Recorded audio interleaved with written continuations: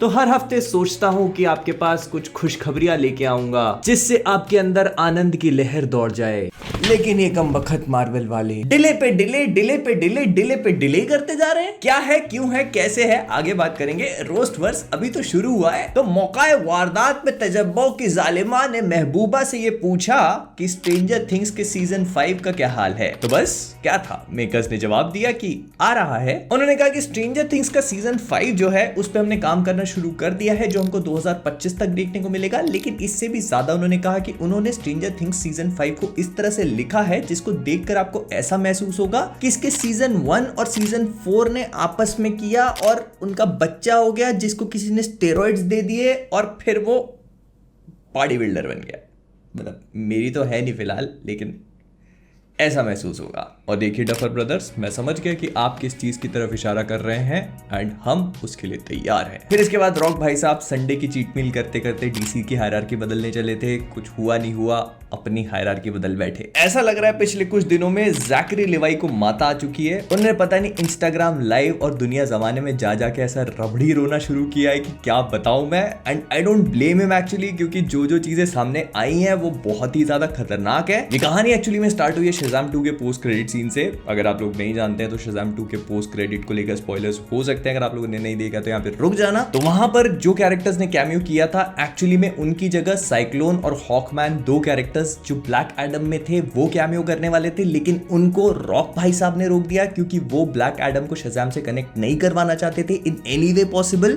क्योंकि अगर वो वहां पे कैमियो कर जाते तो फिर शज़ाम को आना पड़ता ब्लैक एडम में, जो कि रॉक भाई साहब नहीं चाहते थे। क्योंकि वो चाहते थे कि ब्लैक एडम एक्चुअली में सुपरमैन के साथ कनेक्ट हो, फाइट करवानी थी उनको। और इस चीज को बहुत ही स्ट्रांगली जैकरी लेवाई ने अपोज किया है। उन्होंने कहा कि इस चक्कर में बहुत ज्यादा नुकसान हो गया मूवी का। अब देखो, वैसे तो कोई भी पोस्ट क्रेडिट सीन किसी भी मूवी को हिट या फ्लॉप नहीं करा सकता, और ये रॉक भैया से अच्छा कोई नहीं जानता। और ना जिंदगी भी बड़ी कमाल की चीज, रॉक भैया पिक्चरों में विलन बनना पसंद नहीं करते हैं, यहाँ असल जिंदगी में बन बैठे। फिर इसके बाद नेटफ्लिक्स पे हाल ही में शैडो एंड बोन का सीजन 2 ड्रॉप हो गया, जो पिछले कई दिनों से नंबर 1 पे चल रहा है। एंड मैंने इसको थोड़ा सा देखना शुरू किया, 4 एपिसोड देख चुका हूँ and it actually looks good. अगर आप लोगों ने नहीं देखा है तो you guys can go and watch. Mandalorian के 4 एपिसोड्स ड्रॉप हो चुके हैं, मैंने 4 तक देखे हैं। हो सकता है कि जब तक ये एपिसोड एयर हो 5वां भी ड्रॉप हो चुका होगा, मैंने वो नहीं देखा है। 4 एपिसोड्स तक ये शो ठीक ही ठाक चल रहा है, देखते हैं आगे कहां जाता है। फिर इसके बाद फ्लैश मूवी को PG-13 की रेटिंग मिल चुकी है, एज इफ हमको नहीं पता था। ये बंदा फ्लैश है, ए ट्रेन नहीं जो दौड़ के लड़कियों के आर पार निकल जाए, समझे ना। PG-13 नहीं होना है इसको। फिर इसके बाद जॉन विक 4, जिसका हाल ही में मैंने रिव्यू किया, फिर एंडिंग एक्सप्लेन वीडियो किया। अगर आप लोगों ने चेकआउट नहीं किया तो लिंक ऊपर फ्लैश हो रही होगी, जाके चेकआउट कर लेना। तो ऐसा सुनने में आया है कि इसका जो फाइनल कट था, मतलब जो डायरेक्टर ने बनाया था डायरेक्टर्स कट, वो एक्चुअली में 3 घंटे 45 मिनट का था।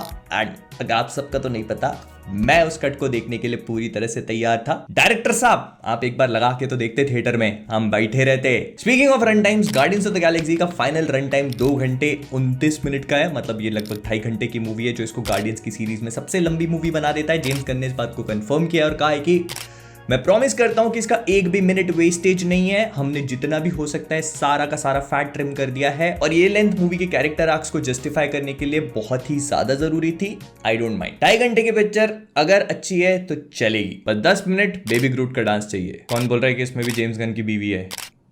कौन बोला? ये हर कहीं जेम्स गन की बीवी के जोक अच्छे नहीं लगते भाई, डीसी के लिए बचा के रखो इनको। स्पीकिंग ऑफ डीसी, तो लेडी गागा का जोकर 2 में as Harley Quinn first look reveal हो चुका है। इनफैक्ट जोकर 2 की बहुत सारी डिटेल्स रिवील हो चुकी है, क्योंकि ये पब्लिक प्लेस पे फिल्म कर रहे हैं, तो ऐसे बहुत सारे लोग आकर के फोटोज ऐसे खींच ले रहे हैं, तो बहुत सारी चीजें पता लग चुकी हैं। अगर आप लोग अवॉइड करना चाहते हो स्पॉयलर्स, तो मैं यहाँ पे थोड़े से मूवी को लेकर स्पॉयलर्स बताने वाला हूँ, जो मुझे लगता नहीं कि बहुत ज़्यादा स्पॉइलर वाली चीज़ें होंगी। लेकिन फिर भी अगर आप पूरी तरह से अवॉइड करना चाहते हो तो यहाँ पे स्किप कर लेना थोड़े से टाइम स्टैम्प्स देख करके। तो इस मूवी में बेसिकली हमको हार्वी डेंट देखने को मिलने वाले हैं, क्योंकि एल्सवर्ल्ड की कहानी है, तो इसको बैटमैन, मतलब जो रॉबर्ट पैटिंसन की जो बैटमैन मूवी है उससे कनेक्ट करने की कोशिश मत करना। तो मतलब इसमें हमको 2 फेस हार्वी डेंट वाला कैरेक्टर देखने को मिलेगा। लेकिन इसके अलावा एक न्यूज़पेपर की क्लिपिंग भी वायरल हो रही है, जिसके फ्रंट पेज पे हमको जोकर और हार्ली क्विन के इश्क के चर्चे नजर आ रहे हैं। तो मतलब मूवी की काफी सारी डिटेल्स अब शेप अप हो होती हुई दिख रही हैं। और अगर हार्ली क्विन की कॉस्ट्यूम की बात करी जाए तो कॉमिक बुक एक्यूरेट तो बिल्कुल भी नहीं है, लेकिन हाँ वहीं पे दूसरी तरफ जो आर्थर फ्लेक की कॉस्ट्यूम थी उससे बहुत ज्यादा रिजेंबल कर रही है, स्पेशली जो आंखों के आसपास का पेंट है। तो ये बात बहुत ही क्लियरली समझ में आ रही है कि हार्ली एक्चुअली में जोकर से इंस्पायर होकर के हार्ली क्विन बनी है, जो कि एक्चुअली कॉमिक बुक्स में भी होता है। एंड ये चीज इस बात को भी एम्फेसाइज करेगा कि जो जोकर मूवमेंट पार्ट 1 में हमने होते हुए देखा था, हार्ली क्विन भी एक्चुअली उसी चीज का पार्ट है। और ना फर्स्ट पार्ट में आर्थर की जिंदगी में इतनी तन्हाई थी कि सेकंड पार्ट की स्टार्टिंग के 20 मिनट पता चल रहा है कि आर्थर को यकीन ही नहीं हो रहा है कि लॉन्डी असली भी है कि नहीं। फिर इसके बाद डीसी की तरफ से एक न्यूज आ रही है, तो जेम्स गन ने कहा है कि इनकी जो Batman Brave and the Bold movie है उसके लिए उन्होंने एक स्क्रीन राइटर या डायरेक्टर में से कोई बंदा ढूंढ लिया है, और मैं इस बात पे घंटा यकीन नहीं करने वाला जब तक इस चीज को लेकर वो ऑफिशियल अनाउंसमेंट नहीं दे देते, या किसी भी चीज को लेकर वो ऑफिशियल अनाउंसमेंट नहीं दे देते, मैं यकीन नहीं करूंगा। पहले बोलते हैं हाँ इस बंदे को चूज कर लिया गया है, आगे 4 दिन बाद वो बंदा खुद ही मना कर देता, नहीं मैं तो कभी नहीं करने वाला ऐसा। फिर इसके बाद पिछले हफ्ते ब्लू बीटल की मूवी ट्रेंड कर रही थी ट्विटर पे, उसका रीजन था कि ब्लू बीटल का ट्रेलर बहुत ही जल्दी ड्रॉप होने वाला है, और बहुत ही जल्दी से मेरा मतलब ये है कि अप्रैल में कभी ड्रॉप होने वाला है। और पहले तो ऐसा बोला जाता है कि शायद इसको इविल डेड राइज मूवी के साथ में जोड़ा जाएगा, लेकिन अब ऐसा सुनने में आ रहा है कि शायद सुपर मारियो मूवी के साथ में जोड़ सकते हैं, जो कि 5 अप्रैल को आ रही है, तो बहुत जल्दी देखने को मिल सकता है। I am excited for it. Blue Beetle के बारे में अगर आप नहीं जानते तो बात करेंगे। फिर इसके बाद जोनाथन मेजर्स जो कि मार्वल के एज़रा मिलर बन चुके हैं, वो काफी और खबरों में आ चुके हैं। उनके केस के बढ़ने के बाद से और भी कई लोग आए हैं जिन्होंने उनके अब्यूज के बारे में शिकायतें करी है। देखो मैं पर्सनली इसके बारे में और कुछ नहीं बोलना चाहूंगा, मैं बस यही बोलूंगा कि जब तक हमको और कॉन्क्रीट इन्फॉर्मेशन नहीं मिल जाती है, जब तक हमको और भी एलिगेशंस के बारे में नहीं पता लग जाता है, जब तक कंफर्मेशन नहीं हो जाता है चीजों का, तब तक बेटर है। फिर इसके बाद एक इंटरेस्टिंग सी खबर और सुनने में आ रही है कि डेयरडेविल बॉर्न अगेन इस बात को एक्सप्लोर करेगा कि किंगपिन को कैसे सुपर पावर्स मिली है। किंगपिन को सुपर पावर्स, किंगपिन के पास कौन सी सुपर पावर्स है बे? एक मिनट मैं भी चेक कर लूं कि किंगपिन के पास कौन सी सुपर पावर्स हैं। मास्टर इंटेलिजेंस, मोटा है, बॉडी शेमिंग नहीं करना, martial artist, hand to hand competent, शारीरिक ताकत। मेरे को शिलाजीत के पेज पे क्यों लेके जा रहा है? एग्जैक्टली माय पॉइंट, कोई सुपर पावर नहीं है इसके पास। फिर इसके बाद एक बहुत ही बुरी खबर सुनने को मिली है।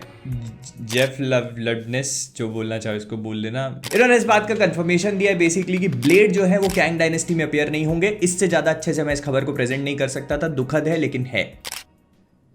लिख क्यों रहे हो, ला क्यों रहे हो? एवेंजर्स के side by side appearance, Punisher के side by side appearance, Daredevil के side by side appearance, Defenders के side by side appearance, Midnight Sons के side by side appearance, Ghost Rider के side by side appearance, Wolverine के side by side appearance, सब भूल जाओ, नहीं होगा अपीयर। क्या मतलब है कि पहले ये सारे के सारे तो अपीयर हो जाएं। जेफ लवनेस के साथ अब ऐसा माहौल बन चुका है कि एक्सपेक्ट द अनएक्सपेक्टेड। तो अगली खबर की तरफ मूव ऑन करते हैं। फिर इसके बाद ऐसा सुनने में आया कि डिज्नी वाले अपनी आईपीज को एक्चुअली सेल आउट कर सकते हैं, मतलब जो इनके शोज हैं जिनको ये डिज्नी प्लस पे बना रहे थे, इनको सेल आउट कर सकते हैं, ताकि जो दूसरे प्लेटफॉर्म्स है वो इन कैरेक्टर्स का यूज करके इनके शोज को बना सकते हैं। मुझे पता है कि आप लोग क्या सोच रहे हो कि इसका मतलब ये है कि हमको दूसरे प्लेटफॉर्म्स पे मार्वल के शोज देखने को मिल जाए। इस बात के चांसेस बहुत हाईली अनलाइकली है, क्योंकि वो अपना पूरा मार्वल का सिनेमैटिक यूनिवर्स बना रहे हैं, तो मार्वल के शोज नहीं बेचने वाले, वो नई स्टार वॉर्स के बेचेंगे। डिज्नी को बेसिकली अपने डिज्नी प्लस से पिछले क्वार्टर में बहुत बड़ा लॉस हुआ है, तो इसी वजह से वो अपनी जो दूसरी आईपीज है जिनका इस्तेमाल नहीं कर रहे हैं उनको बेचने का प्लान कर रहे होंगे। और in case you guys are wondering, तो वो जो लॉस है वो इंडिया से हुआ है उनको, क्योंकि वो आईपीएल की राइट्स को रिटेन नहीं कर पाए। अब समझ में आया कि इंडिया कितना बड़ा मार्केट है उनके लिए, और वो भी आईपीएल की वजह से। फिर इसके बाद सेबेस्टियन स्टैन मतलब बकी जो है, उनको captain America new world order के लिए अनाउंस नहीं किया गया है, और शायद ना भी किया जाए। लेकिन इसका मतलब ये नहीं है कि वो इस पिक्चर में अपीयर नहीं होंगे, हो भी सकता है, क्योंकि कैप्टन अमेरिका की मूवी है और बकी उनके एकदम लंगोटिया यार है। एक काम करो ना, बैटमैन और होमलैंडर को भी अनाउंस कर दो, डार्क नाइट ट्रिलॉजी कंप्लीट कर लेते हैं, तो कंप्लीट भी थी। बकी अपनी सोलो पिक्चर नहीं बना करके भी खुद की ट्रिलॉजी कंप्लीट करने वाला है, गजब। इसके बाद TMNT द लास्ट रॉनिन, अगर आपको नहीं पता तो ये TMNT teenage mutant Ninja turtles की एक बहुत ही पॉपुलर कॉमिक बुक है, जो कैनन नहीं है एक्चुअली, लेकिन अगर आप लोगों ने इसको नहीं पढ़ा है तो पढ़ के देखना। एक लास्ट निंजा टर्टल बचता है। बहुत ही फ्यूचरिस्टिक स्टोरी लाइन है, बहुत बेहतरीन रिवेंज ड्रिवन कॉमिक बुक है। तो उसी कॉमिक बुक के ऊपर एक God of war story line का गेम बनने वाला है।